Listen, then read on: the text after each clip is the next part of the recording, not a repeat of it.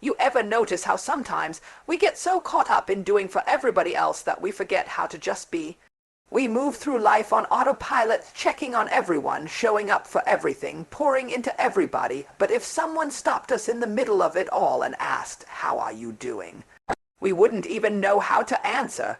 Because truth is, some of us have been running on empty for so long that exhaustion started to feel normal. And that's dangerous because when tired becomes your normal, peace starts to feel foreign. There's a kind of tired that sleep can't fix. It's the kind of tired that comes from giving pieces of yourself away in the name of love, loyalty, or survival. You wake up every morning and tell yourself, "I've got to keep it together, I've got to be strong." But strong doesn't mean drained. Strong doesn't mean ignoring the parts of you that are quietly breaking while you smile and say, "I'm fine." God never called you to be everyone's everything. He called you to be still long enough to hear what he's saying to you. See, sometimes the reason life feels heavy isn't because you're weak. It's because you're carrying things you were never supposed to carry that long. You're trying to hold together your family, your friends, your job, your image, your sanity, and you keep wondering why you're exhausted. It's because you're functioning off of fumes. You've been trying to fill everyone else's cup while ignoring the fact that yours has been leaking for years. And let me tell you something, even Jesus took time to rest. Even he stepped away from the crowds to pray, to breathe, to be replenished. So if the Son of God needed moments of stillness, why do you think you can run nonstop and still stay full? You cannot pour from an empty cup. You can't heal the world while ignoring your own wounds. You can't keep stretching yourself thin and expect to feel whole. At some point, you have to pause and say, "Wait, what about me? When do I get to heal? When do I get to breathe? When do I get to sit at the feet of God and just be without performing?" Because performing is exhausting, and pretending you're okay when you're not is one of the quickest ways to lose yourself. And let me say this, there's no medal for burning out in the name of being dependable. You don't get extra points in heaven for being broken but still showing up. You can love people deeply and still choose to protect your peace. You can be kind and still say, "No, I can't do that right now." That doesn't make you selfish, it makes you wise. There's wisdom in rest, there's healing in stillness, there's power in learning how to say, "I need to take care of me for a minute." But we live in a culture that glorifies busy. If you're not doing something every second, you start to feel guilty. You scroll through social media and see everybody hustling, grinding, achieving, and you start to believe that rest is weakness. But what if rest is worship? What if slowing down is the most powerful declaration of faith you can make? Because when you rest, you're saying, "God, I trust you enough to stop striving. I trust you enough to let you handle what I've been holding." Some of you have been asking God for a breakthrough, but he's been waiting on you to stop long enough for him to hand it to you. You're moving too fast to receive what's yours. You're too distracted by what everyone else needs that you can't even see what God's trying to give you. You keep praying for clarity while carrying chaos, but peace and clutter can't coexist. Sometimes you have to let things fall apart so they can finally fall into place. Maybe that's why God's been allowing certain things to stop working. Not because he's punishing you, but because he's protecting you. Maybe that closed door was his way of saying, "Daughter, you're tired, rest." Maybe that disappointment wasn't rejection, it was redirection toward your healing. You've been begging God to restore your joy, but restoration doesn't come to the version of you that's pretending to be fine. It comes when you get honest, brutally honest, about how empty you feel. That honesty is where miracles begin. I know it's hard to slow down when you're used to surviving. For some of us, survival became our identity. We don't even know who we are without the struggle. We're scared that if we stop, everything we've built will crumble. But listen, God is not asking you to crumble. He's asking you to surrender. There's a difference. Surrender says, "I trust that even if I stop, God's still working. Even if I rest, the world won't fall apart because it was never my job to hold it together." You don't need to fix everyone. You don't need to prove your worth through your productivity. You don't need to wear exhaustion like it's a badge of honor. What you need is permission to rest, permission to reset, permission to refill, because when you stop long enough to focus on your own healing, something shifts in the atmosphere. God starts to refill what was empty. You start to see things clearly again. You start to hear his voice louder than the noise. And before you know it, peace becomes your new normal. The people who truly love you won't fall away when you set boundaries. They'll learn to meet you where peace lives. The people who are meant for your next season won't drain you. They'll help you stay full. That's how you know you're growing, when you stop chasing what empties you and start choosing what fills you. There's a miracle waiting for you on the other side of your rest, but you'll never see it if you keep running on fumes. God doesn't need your burnout. He needs your obedience. He needs your yes, not your exhaustion. So if you've been feeling tired, worn out, overlooked, or unseen, maybe this is your reminder. Stop pouring from an empty cup. Let God pour back into you, because when you focus on you, when you give yourself permission to heal, when you make space for stillness, miracles happen. You know what's wild. The moment you decide to start focusing on yourself, really taking care of your spirit, setting boundaries, protecting your peace, suddenly everybody has something to say. It's like the moment you stop being available for chaos, people start acting like you changed, and maybe you did. Maybe that's the whole point. Maybe peace looks like growth to you, but feels like rejection to them. Maybe they got comfortable with your broken version, and now your healed version makes them uncomfortable. I had to learn that protecting my peace doesn't mean I'm being selfish. It means I finally understand what I'm worth. There was a time when I let anyone have access to me, people, conversations, energy that left me drained. I used to call it being there for people, but really I was abandoning myself, because sometimes we confuse connection with obligation. We think love means always being available, but real love respects boundaries. Real love knows when to say, I need to take a step back and refill. There's a reason peace feels so rare. It's not because it's hard to find, it's because most of us keep giving it away. We let people's opinions live rent-free in our minds. We let guilt talk us out of what's good for our souls. We let chaos sit at our table because we're afraid that if we get up, we'll look unkind. But peace doesn't require your apology. Peace is a gift from God. It's evidence that his presence lives within you. And anything that consistently disturbs that peace is costing you too much. At some point, you've got to stop trying to explain your boundaries to people who benefit from you not having any. Because the truth is, some people liked you better when you were tired because your exhaustion made you easy to control. Some people liked you better when you kept saying yes, because your yes meant they never had to grow up or take responsibility. But when you start protecting your peace, when you start saying, no, not this time, that's when the shift happens. That's when you start separating who's connected to your heart from who's connected to your hand, and that's not easy. Because peace comes with loss. Growth comes with goodbyes. There are seasons where God will strip away what's familiar so you can find what's faithful.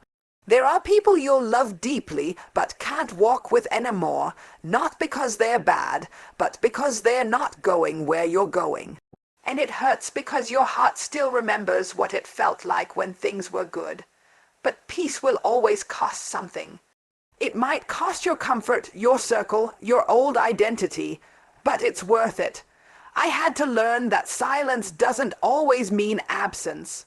Sometimes God quiets things down because he's teaching you to hear him again. You can't carry constant noise and still expect divine clarity. That's why protecting your peace is so spiritual. It's not just about meditation or self-care, it's about discernment. It's about being able to say, this conversation doesn't feel safe for my spirit, or this environment drains me more than it feeds me, and having the courage to walk away. I know you want to keep everyone happy. I know you're used to being the strong one, the dependable one, the I got it person. But let me tell you, God didn't call you to be everyone's savior. You are not their peace, you are their example. And the best way to teach peace is to live in it. So when you start protecting your peace, don't feel guilty. Feel grateful because that's God saying you've carried enough chaos, now it's time to learn calm. There will be people who say you're acting different. Let them talk. You are different. You prayed for transformation, remember. You asked God to grow you. You asked him to take you to the next level. Well, this is what that looks like. Growth requires quiet. Purpose requires pruning.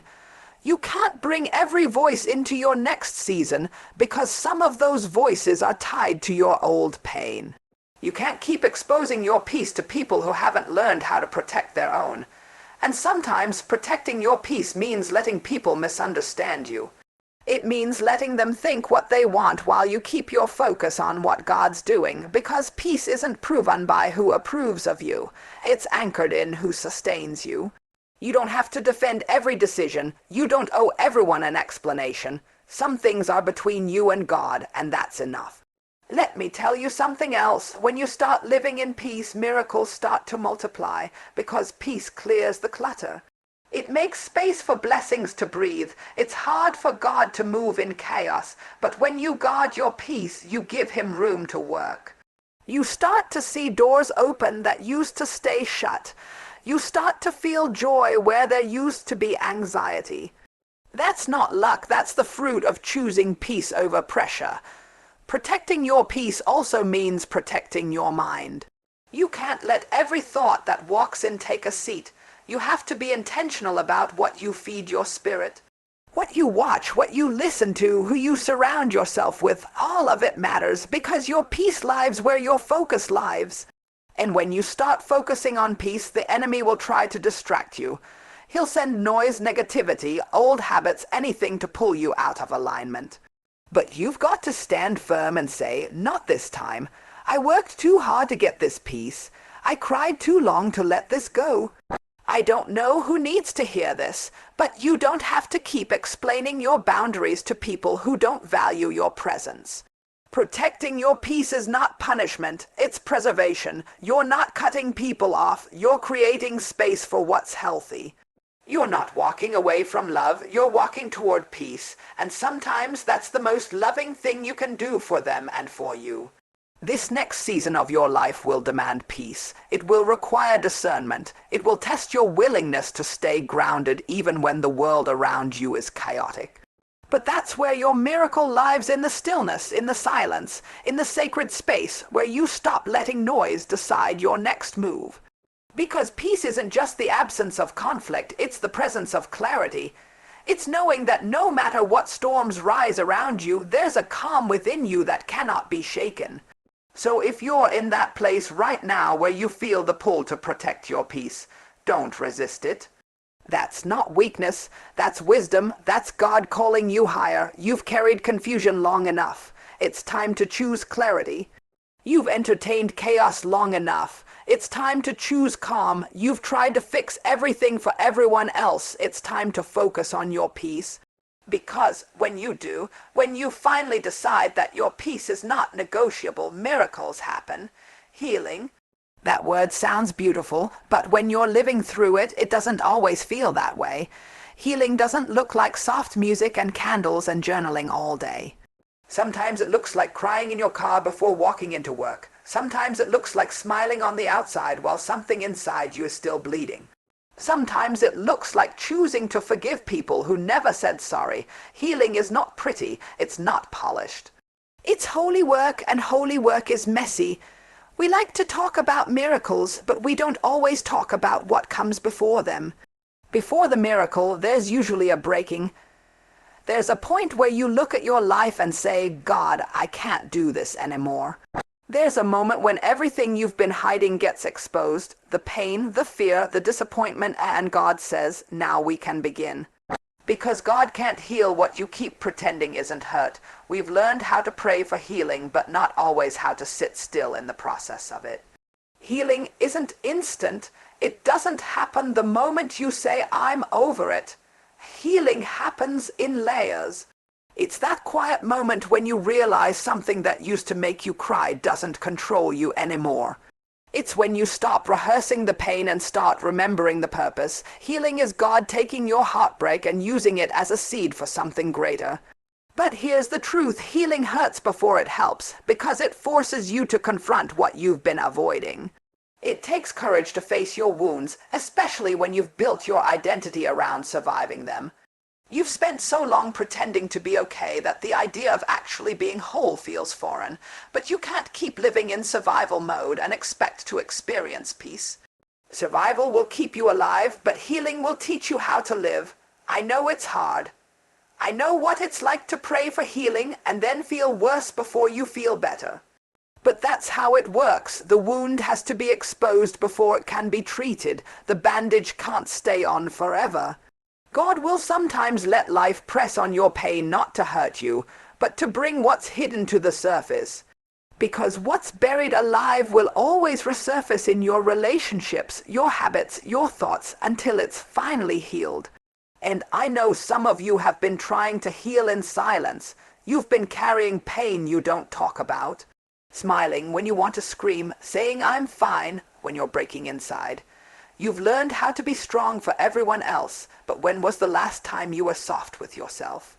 Healing requires softness. It requires compassion not just for others, but for you, because you can't hate yourself into healing. You have to love yourself through it. God never wastes a wound. Every scar you have is proof that grace had the final say. You may have walked through something that tried to destroy you, but here you are, still standing, still breathing, still believing, and that's the miracle. The miracle isn't just the blessing you see on the outside. It's the strength God built inside you while you were bleeding. That's the kind of miracle you can't manufacture. That's the kind that's born in the dark. Sometimes we think healing means going back to how things were before the pain. But healing doesn't restore the old, it reveals the new.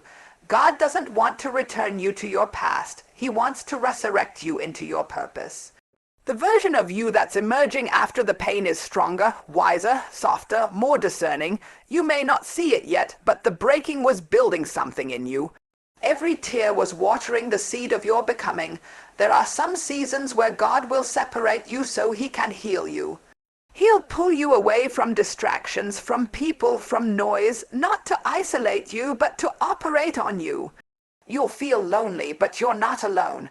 You're in a divine recovery room, and the same God who allowed the breaking is the one performing the healing. Don't rush the process. Don't try to get up before He's finished. If you leave the operating table too soon, you'll bleed in places you were meant to bless.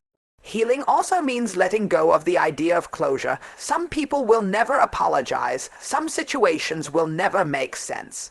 But peace doesn't come from closure. It comes from surrender. It's when you say, God, I may never understand it, but I trust you enough to move forward. Healing is choosing not to let what happened to you define what's ahead of you. It's saying, I may have been broken, but I'm not bitter. I may have been hurt, but I'm still here. Don't be afraid to heal slowly. Don't feel guilty if it takes time. God's not in a rush with you. He's patient, and His grace meets you where you are. Every day you choose to get up, to try again, to keep believing. That's healing. Healing isn't always loud. It's quiet, it's subtle, it's that deep breath that says, I'm still here and I still believe. There's power in your healing story. You might think your pain disqualified you, but it actually prepared you. Somebody out there needs the version of you that made it through. Somebody's waiting on your testimony to believe they can make it too. Don't hide your healing, let your story speak. Because when you show people what God brought you out of, they start to believe He can bring them out too. The enemy wants you to think your brokenness is a barrier, but it's actually your bridge. It's the thing God uses to connect you to others, to compassion, to purpose. Your pain made you sensitive to things you used to overlook. It gave you eyes to see brokenness in others, hands that reach differently, a heart that loves deeper. That's not weakness, that's redemption. That's what healing does. It transforms your pain into purpose. So don't despise the process. Don't rush your restoration. Healing isn't a punishment, it's preparation. God is building something eternal in you. And the moment you stop seeing your pain as the end and start seeing it as the beginning of something beautiful, that's when the miracle starts to take shape. Healing isn't always loud, but it's always holy.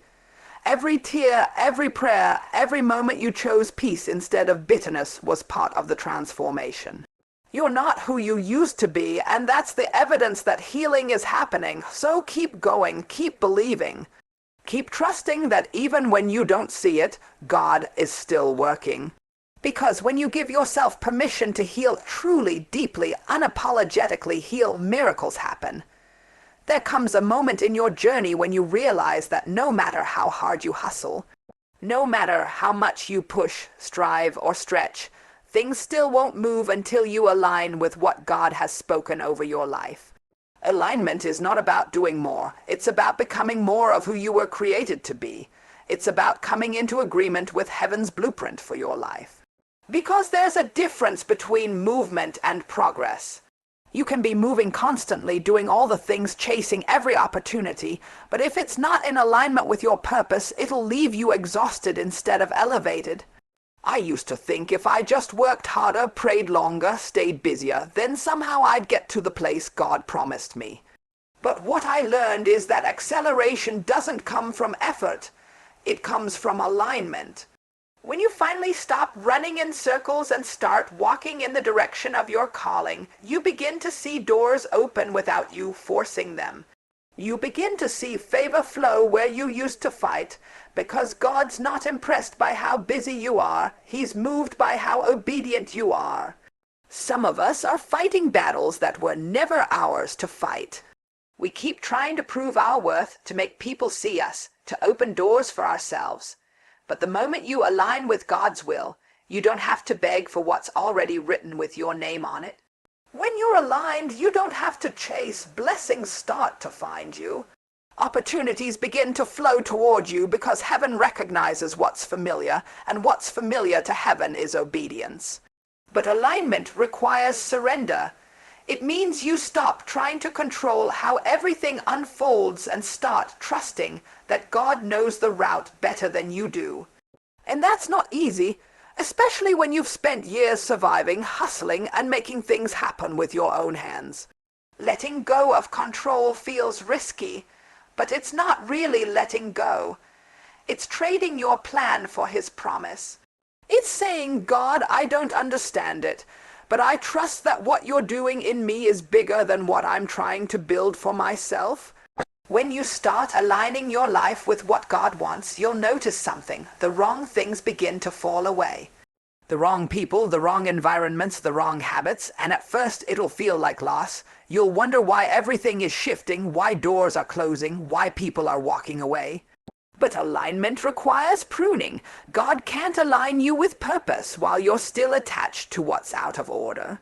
Some connections were only meant to carry you for a season, not a lifetime. And if you keep trying to hold on to what He's trying to release, you'll stay stuck in cycles you were meant to outgrow. The truth is, alignment will cost you comfort, because walking in your divine lane means leaving behind everything that doesn't belong there. You can't be aligned and still be addicted to approval. You can't be aligned and still obsessed with control. You can't be aligned and still afraid of being misunderstood. The moment you decide to live in purpose, you have to let go of needing everyone to understand it. Alignment is between you and God, not you and people. Some of you have been praying for acceleration, but acceleration can't come until there's alignment. You can't expect God to bless what's out of order. He loves you too much to let you prosper in a place that's not prepared for you. Sometimes He delays what you're praying for because He's aligning your character with your calling. He's aligning your heart with His heart because promotion without preparation is dangerous. You might reach the platform, but you won't have the foundation to sustain it.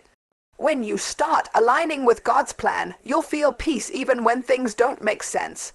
You'll start to see His fingerprints in the small details. You'll notice how He orchestrates moments you couldn't have planned if you tried. That's alignment. It's not about striving, it's about flowing. It's when your will and His will start moving in rhythm. It's when you realize you don't have to force what's meant for you. You just have to stay faithful where He placed you. And I know sometimes alignment feels lonely, because when you stop moving with the crowd and start moving with God, not everyone will understand your direction. People will question your decisions, your silence, your focus, but alignment demands separation. You can't hear divine instructions in a crowd full of noise. There's a quiet place where God reveals his next step, and not everyone is invited there. So don't confuse being alone with being abandoned. You're not alone, you're being refined. It's in alignment that clarity comes. You start to see why things didn't work out before. You start to understand why certain doors stayed closed. You begin to realize that God wasn't saying no. He was saying not yet, because the blessing had to meet the right version of you. If it came too soon, it might have crushed you. But now, after everything you've healed from, everything you've learned, everything you've surrendered, you're finally in position to receive what's been waiting for you all along. Alignment isn't perfection, it's direction. It's waking up each day and saying, God, I want my steps to match your rhythm. I don't want to get ahead of you, and I don't want to lag behind. I just want to walk with you. And when you live like that, when you make obedience your priority, miracles start to feel like you're normal. Because miracles aren't magic. They're the manifestation of what happens when heaven and earth meet in agreement. I want you to think about how many times you tried to make something work that wasn't meant for you. The stress, the anxiety, the confusion, all of that was evidence of misalignment. God's will doesn't drain you, it sustains you. His purpose doesn't make you chase, it causes you to rest. Because when you're aligned, even hard things feel lighter. Even the waiting feels purposeful, because you know you're not lost, you're just being positioned. There's something powerful that happens when you stop chasing what you think you need and start aligning with what God already prepared. The moment you choose alignment, you shift from striving to receiving, from chaos to clarity, from control to trust. That's when miracles start happening in places you thought were barren. That's when divine connections appear out of nowhere. That's when doors swing open without you knocking, because favor recognizes alignment. So if you've been trying to figure it out, if you've been tired of forcing, fixing, and faking strength, maybe it's time to align. Maybe it's time to stop asking, when is it going to happen, and start asking, am I aligned with what God wants? Because when you align, acceleration follows. You don't have to chase timing, timing starts chasing you. Everything that belongs to you starts finding its way home. When you focus on your alignment, not your approval, not your speed, not your status, everything begins to shift. Your energy, your peace, your direction, your clarity. And that's when you realize miracles don't just happen when you move, they happen when you move in sync with heaven. So stop trying to chase what's already written and start aligning with what's already yours. Because when you align your heart, your focus, your faith, when you align with God's rhythm, miracles happen.